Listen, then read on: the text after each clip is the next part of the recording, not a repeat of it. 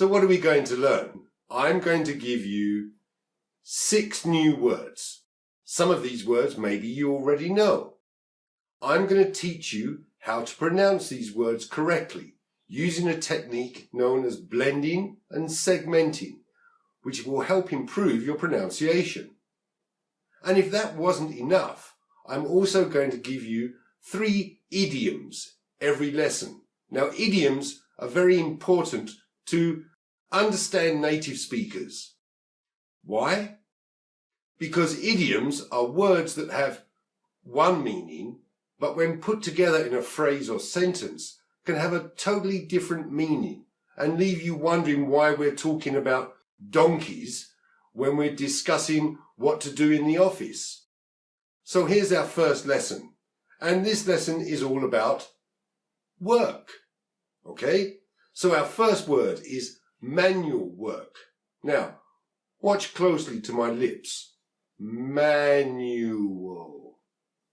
3 sounds, right? Manual. But when we speak it quickly, these sounds get squeezed together. So we hear manual, manual. If you listen closely, you can still hear those 3 sounds. This is what correct pronunciation is. Making all the sounds that are in the word, and if necessarily, squeeze them together so they change slightly. So here's our first word, manual work, which is work you do with your hands. Manual, no machines. Manual work. Manual work. You'll also hear that the word work, spelt W-O-R-K, isn't pronounced as you're expecting. We don't hear walk. It sounds more like an ER sound. And this is our old friend, the schwa. Those of you that have taken some of my Udemy courses will already know about the schwa. So the sound we get is manual. Manual. 3 sounds. Work.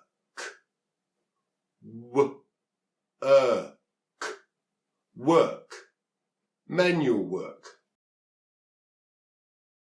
Our second word is housework. A house is another name for your home. So the word house means here something to do with your home. And housework is the term we use to describe cleaning your house, tidying up, washing the dishes, sweeping the floor. All these tasks are known as housework. House. Work. Housework. Word number 3. Beloved of students. Our word is homework. Homework. So again, we've got O, The E here is silent because it's used to pronounce the O sound instead of the O sound. So home, homework. And all students are familiar with this word in English, which means having to study at home, ready for the next day at school. So, homework. I hope you've done your homework. There will be homework later. Phrase number 4, hard work. Hard, something that isn't soft. And our old friend work. Put together, hard work describes something that is difficult. Do you have hard work in the office, or do you have an easy day? Hard work. There we go. Hard work.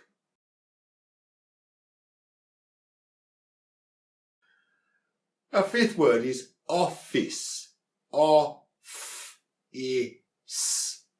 Now here, the E is silent and it doesn't produce the magic E sound of I. So it's not ice, although indeed we know ice to be a word on its own.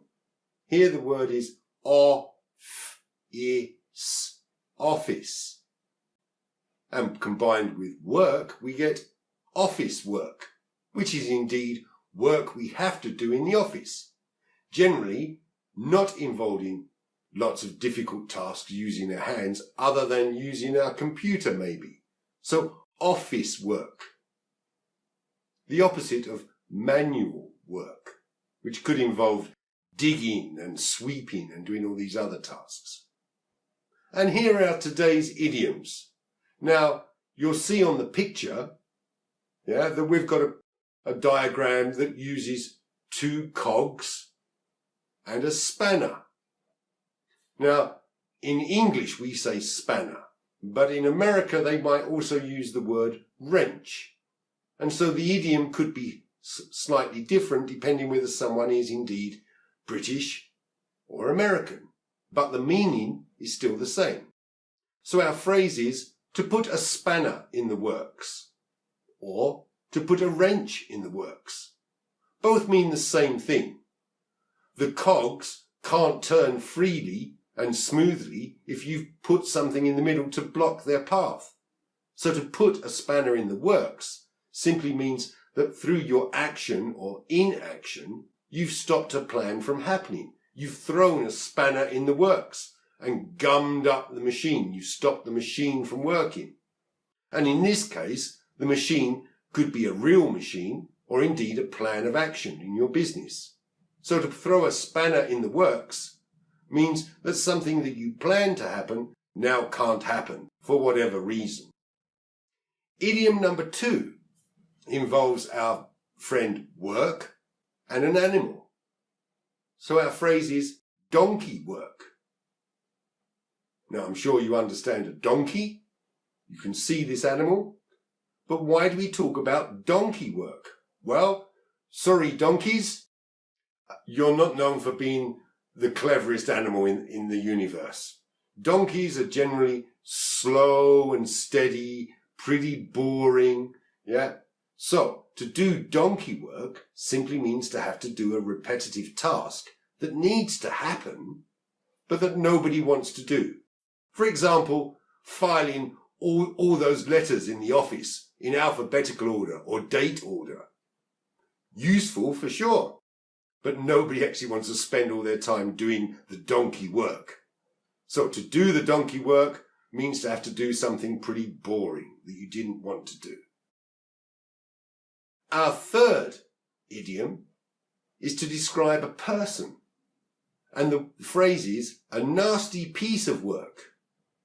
Now, nasty means something that's not nice, and a piece of work. Something you have to do. Now, put together, if you describe somebody as a nasty piece of work, it means they're not your friend. They're the person in the office that's always telling the boss you made a mistake or you didn't do something. They're always trying to get ahead at your expense. So that's definitely a nasty piece of work. I hope you don't have this kind of person in your office. So there we have it. There's your first lesson. Manual work, housework, homework, hard work, and office work.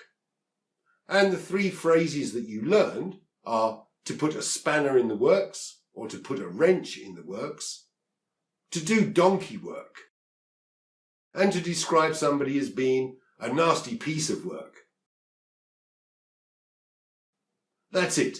I hope you enjoyed this short lesson, and I'll see you next time. Bye-bye.